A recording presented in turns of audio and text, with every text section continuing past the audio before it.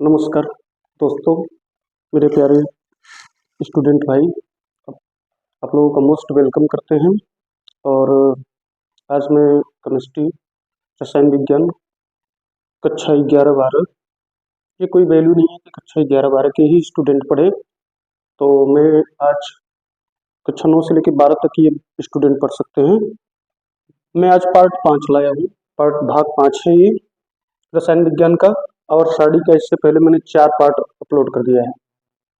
मैंने सबसे पहले आवर साड़ी पढ़ाया, पार्ट में मैंने अपलोड कर दिया है, आप लोग वो देख सकते हैं यूट्यूब पे जा करके। तो आज मैं कल पढ़ाया था ब्लॉकों रासायनिक गुणों के आधार पर वर्गीकरण रसायन विज्ञान का और साड़ी का।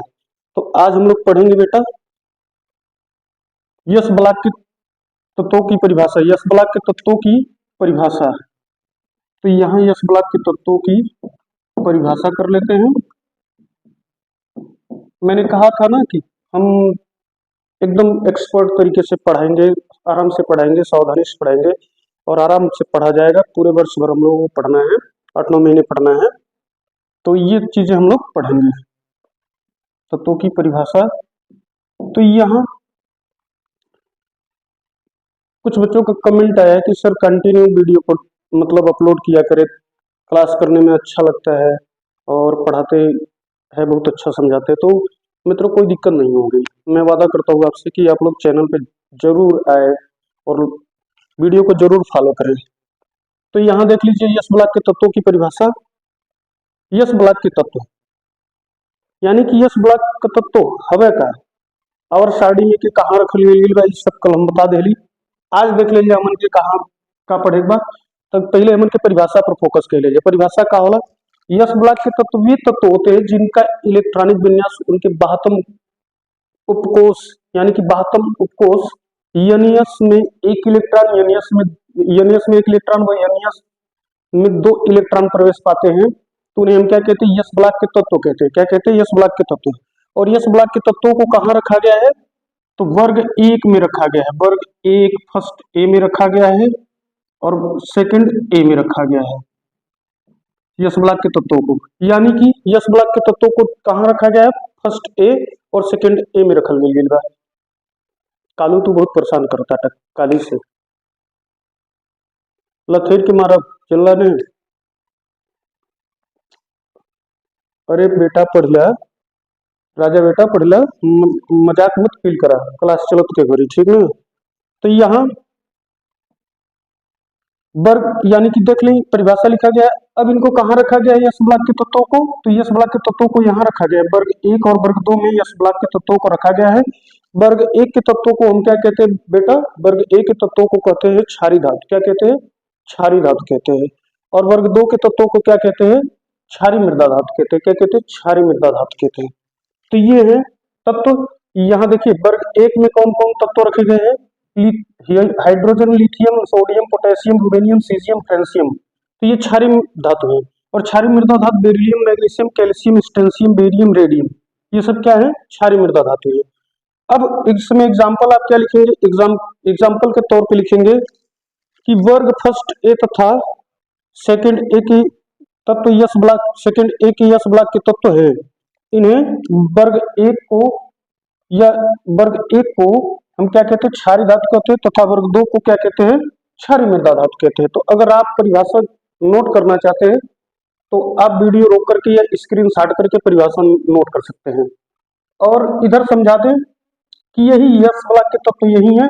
और इसी के साथ साथ हम लोग क्या पढ़ेंगे, इलेक्ट्रॉनिक विन्यास, इलेक्ट्रॉनिक कॉन्फ़िगरेशन पढ़ेंगे। तो इलेक्ट्रॉनिक कॉन्फ़िगरेशन जो होता है बच्चा, वो अफबाउ के नियम से पढ़ल जाए। कौन नियम से पढ़ल जाए, अफबाउ के नियम से। हुंड का नियम भी समझा देंगे उसी वक्त, अफबाउ के नियम के साथ साथ हुंड का भी नियम समझा देंगे, ठीक ना। तो दोस्तों इसको नोट कर लें।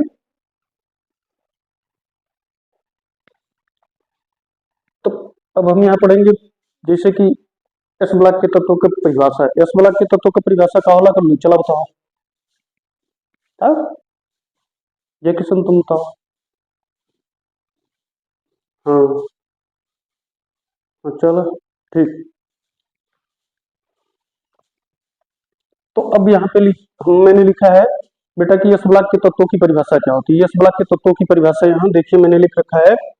यस ब्लॉक के तत्वों की परिभाषा, सॉरी, यस ब्लॉक के तत्वों की इलेक्ट्रॉनिक विन्यास, यस ब्लॉक के तत्वों का इलेक्ट्रॉनिक विन्यास। इलेक्ट्रॉनिक विन्यास क्या होता है, तो यस इलेक्ट्रॉनिक विन्यास इनमें दो वर्ग होते हैं। वर्ग एक का पहले हम इलेक्ट्रॉनिक विन्यास करेंगे, वो भी इलेक्ट्रॉनिक विन्यास की परिभाषा यहाँ हमने लिखा है, लेकिन तो अभी नहीं करेंगे। इलेक्ट्रॉनिक विन्यास पहले आप बाउ नियम समझा देंगे तभी इलेक्ट्रॉनिक विन्यास हो पाएगा। आप बाउ नियम, ये परिभाषा लिखने के बाद आप थोड़ा सा पेज खाली छोड़ देंगे, उसमें लिखेंगे, क्या लिखेंगे, जैसे खाली पेज छोड़ दे बाद तो हमें आप बाउ का नियम लिखने में सहायता मिलेगी, सहायता कब मिली, और नोट्स बन जाइए एक। तो यस ब्लॉक में वर्ग एक की परिभाषा मैंने लिख रखा है। वर्ग एक के तत्वों का, वर्ग एक या फर्स्ट ए के तत्वों का इलेक्ट्रॉनिक विन्यास। तो इनकी इलेक्ट्रॉनिक विन्यास लिखेंगे, क्षारीय धातु या वर्ग एक के तत्वों का इलेक्ट्रॉनिक विन्यास, उनके अंतिम कोश यानी में एक इलेक्ट्रॉन प्रवेश पाते हैं तो उन्हें हम क्या कहते हैं, वर्ग एक के तत्व कहते हैं। क्या कहते हैं, क्षारीय मृदा धातु या वर्ग एक के तत्व कहते हैं। तो ये नोट कर सकते हैं। जैसे अब सिर्फ हमको इसी की, इन्हीं का इलेक्ट्रॉनिक विन्यास पढ़ना है, वर्ग एक, ये जो वर्ग एक के तत्व है इन्हीं का हमको क्या करना है, इलेक्ट्रॉनिक विन्यास पढ़ना है।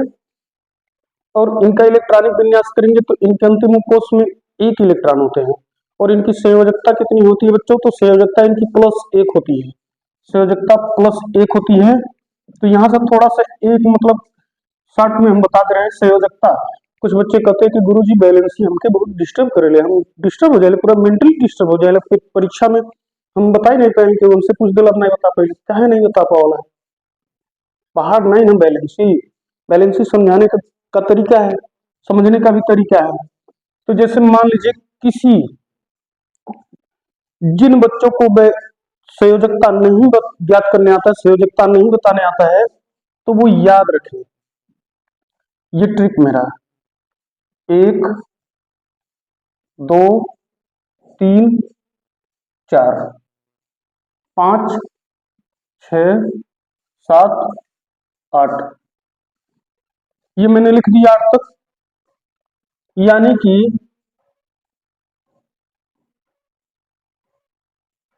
कोश, कोश हो गया, ये भी हो जाएगा कोश। मान लीजिए जिन तत्वों के अंतिम कोश में एक इलेक्ट्रॉन होता है, कितना इलेक्ट्रॉन होता है, एक इलेक्ट्रॉन होता है, उनकी संयोजकता कितनी होती है बच्चों, +1 होती है। और जिन तत्वों के, इसको भी समझाएंगे आप बाउ के नियम के साथ ही समझाएंगे, जिन तत्वों के बाहतम कोश में, हाँ तो बताओ हमें 5 से लेकर 8 तक कितना संयोजकता वाले, -3 5 के, हाँ -2 6 के, हाँ 7 के, -1 8 के 0। पढ़ो ताटा लगता कलिया समझाता इंस्टाग्राम से इस्तीफा दे देला है। हाँ तो कहे नहीं पढ़ा तो पढ़ाई करा, सभी तो एक दिन पार्टी दे देते, बहुत चाय का पार्टी चौराहा पर दे देते या समोसा की पार्टी दे देते बस। तो मित्रों आप लोगों को समोसा और चाय की पार्टी देंगे। तो यहाँ जिन तत्वों के अंतिम अंतिम कोश में एक इलेक्ट्रॉन पाए जाते हैं तो उनकी संयोजकता +1 होती है। और जिन तत्वों के अंतिम कोश में 2 इलेक्ट्रॉन पाए जाते हैं तो उनकी संयोजकता कितनी होती है, +2 होती है। और जिन तत्वों के अंतिम कोश में कितने इलेक्ट्रॉन बेटा, 3 इलेक्ट्रॉन पाए जाए तो उनकी संयोजकता कितनी होती है, +3 होती है। जिन तत्वों के अंतिम कोश में 4 इलेक्ट्रॉन पाए जाते हैं उनकी संयोजकता +4 होती है। अब 5 से घटेगा, क्या होगा, 5 से घटे लगी संयोजकता। जिन तत्वों के अंतिम कोश में 5 इलेक्ट्रॉन पाए जाते हैं उनकी संयोजकता -3 होती है। कितनी होती है, -3 होने उनका संयोजकता। और जिन तत्वों के अंतिम कोश में 6 इलेक्ट्रॉन पाए जाते हैं उनकी संयोजकता -2, उनका संयोजकता कितना होले, -2। जौने तत्वों के अंतिम कोश में 7 इलेक्ट्रॉन पावल जाला ओकर संयोजकता कितना होले, -1 होले। और जे जौने तत्व के बाहतम कोश में 8 इलेक्ट्रॉन पावल जाला ओकर संयोजकता 0 है। 0 यानी कि 0 से बहुत कुछ हासिल होता है, 0 से बहुत कुछ पता चलता है। 0 एक राज है, तो 0 एक राज है, हाँ, शून्य से वो शब्द भी स्टार्ट होता है, जो रात में सोना बाबू कराला जोन। हाँ, शून्य से ही स्टार्ट होला और शून्य पे जिंदगी जाके झंड हो जाले। ठीक ना, समझा समझा है के। तो यहाँ अब ये क्या है बेटा कि जिन यहाँ से बहुत सारे तार्किक प्रश्न आपके पेपर में आते हैं। वर्ग 18 के तत्वों को इसी संयोजकता शून्य होने के कारण शून्य वर्ग का तत्व कहा जाता है। क्या कहा जाता है बेटा? शून्य वर्ग के का तत्व कहा जाता है। इसी आधार पे, क्यों? क्योंकि इनकी संयोजकता बैलेंसी क्या होती है बेटा? शून्य होती है। इसी कारण कहा जाता है शून्य समूह के तत्व। क्या कहा जाता है? शून्य समूह के तत्व कहा जाता है। फिर इनकी अगर देखा जाए यहाँ, इनको कई नामों से जाना जाता है। आदर्श गैस कहा जाता है क्योंकि इनका अंतिम कोष पूर्ण रूप से भरा होता है। इलेक्ट्रॉन ये किसी से झगड़ा मारपीट नहीं कर, हाँ, क्यों से झगड़ा मारपीट नहीं करन, पेट भरल वाला 8 इलेक्ट्रॉन है। और इसी कारण इनको नोबल गैस कहा जाता है। अक्री गैस, नोबल का मतलब सभ्य गैस, किसी से कोई मतलब नहीं होता है। यही कारण है कि इनको शून्य वर्ग कहा जाता है, यही कारण है कि इनको अक्री गैस कहा जाता है। तो ये हो गए संयोजकता बताने का ट्रिक। अब हम उनके क्या पढ़ जाइए, यहाँ अब्बाउ का नियम पढ़ जाइए। अब्बाउ का नियम, तो यहाँ देखिए अब्बाउ प्रिंसिपल मैंने लिखा है, अब्बाउ का नियम और हुन का नियम दोनों लिख दिया है मैंने।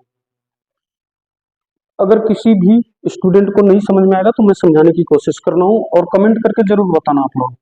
देखिए अब्बाउ का नियम क्या है बेटा? तो अब्बाउ का नियम अभी तो मैंने यहाँ पे इसके बारे में बताया है, इसके सिद्धांत के बारे में। अब इसका पूरा नियम एक मतलब ग्राफ होता है, ग्राफ भी बनवा देंगे। तो यहाँ देखिए यह उपकोषों का नियम है। यह कैसा नियम है? यह उपकोषों का नियम है। इस नियम के आधार पर तत्वों का इलेक्ट्रॉनिक विन्यास जो होता है, तत्वों का इलेक्ट्रॉनिक विन्यास किया जाता है उपकोषों के आधार पर किया जाता है। किसके आधार पर? उपकोषों के। तो यहाँ देखिए मैंने लिखा है उपकोष। उपकोष कितने प्रकार के होते हैं? 4 प्रकार के होते हैं। यस उपकोष, पी उपकोष, डी उपकोष और एफ उपकोष। यस उपकोष में कितने इलेक्ट्रॉन भरे जाते हैं? 2। पी उपकोष में 6, डी उपकोष में 10 और एफ उपकोष में कितने इलेक्ट्रॉन भरे जाते हैं? अधिकतम इलेक्ट्रॉन मैंने लिख रखा है। यस उपकोष में कितने इलेक्ट्रॉन भरे जाते हैं? क्या इलेक्ट्रॉन भरने वाला कर लो? 2। और पी उपकोष में 6 इलेक्ट्रॉन, डी उपकोष में 10 इलेक्ट्रॉन और एफ उपकोष में 14 इलेक्ट्रॉन भरल जाला। तो इस एक का कहल जाला? अब्बाउ का नियम कहल जाला। का कहल जाला? अब्बाउ का नियम। अगर आपसे कोई पूछता है कि अब्बाउ का नियम कैसा नियम है, तो आप बड़े आराम से बता सकते हैं कि यह उपकोषों का नियम है। कैसा नियम है? उपकोषों का नियम है। इस नियम के आधार पर तत्वों का इलेक्ट्रॉनिक विन्यास किया जाता है। जैसे कौन कौन से उपकोष होते हैं? यस, पी, डी और एफ। यस उपकोष में कितने इलेक्ट्रॉन? 2 और पी उपकोष में कितने इलेक्ट्रॉन?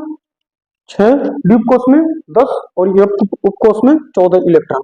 अब हुंड का नियम देखिए मैंने यहाँ लिख रखा है। हुंड का नियम क्या लिखा है मैंने? यह कोषों का नियम है। कोषों का नियम कहलाता है।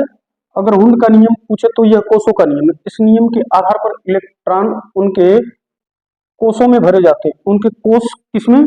कोष कौन कौन से होते हैं? के, एल, एम, एन में भरे जाते हैं। यानी कि जैसे मान लीजिए कोष क्या कहलाता है? जैसे मान लीजिए कि ये परमाणु नाभिक है और एक चारों तरफ बढ़न बढ़न कुआं बना रहा है, गोला बना रहा है।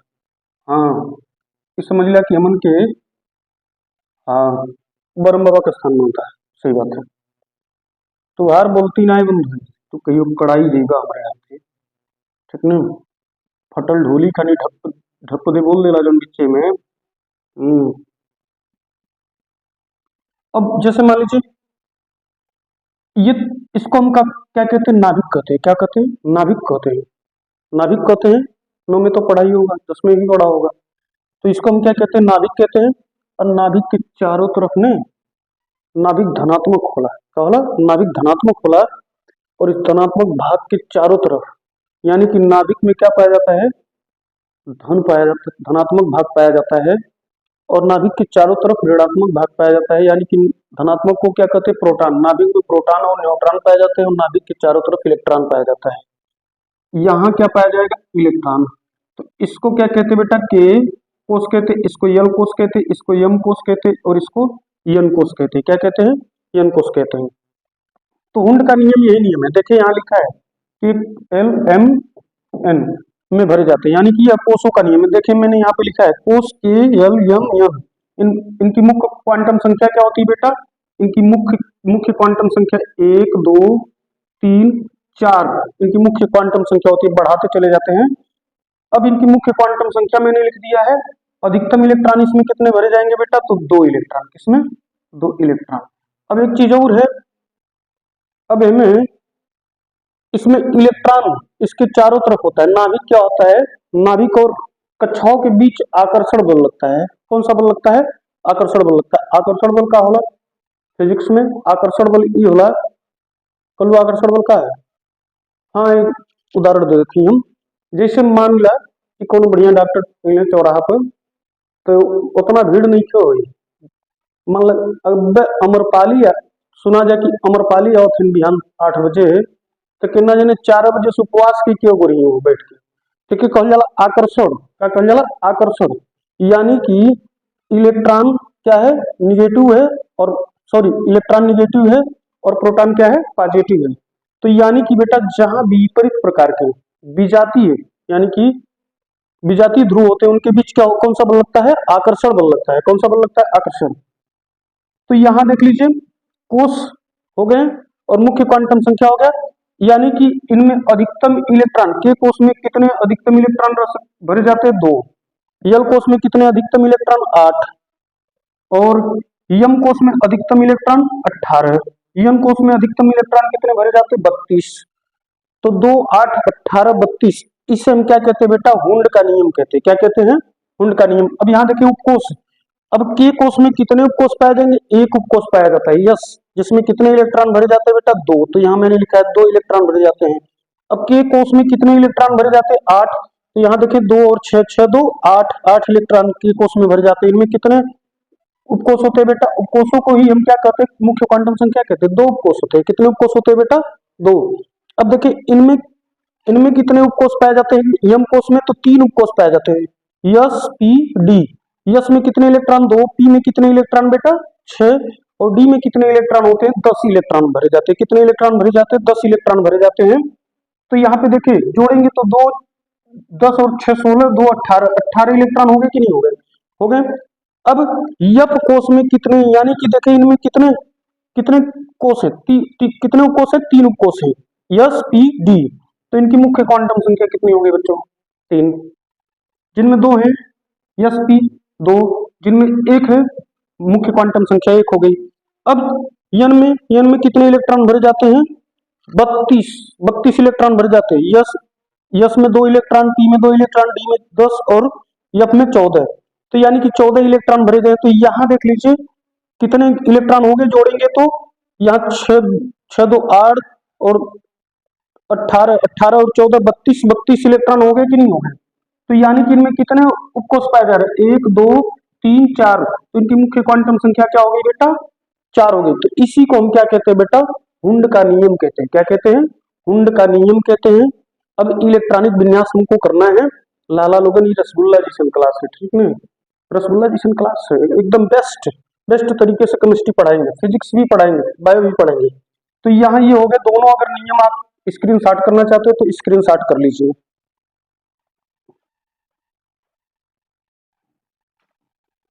तो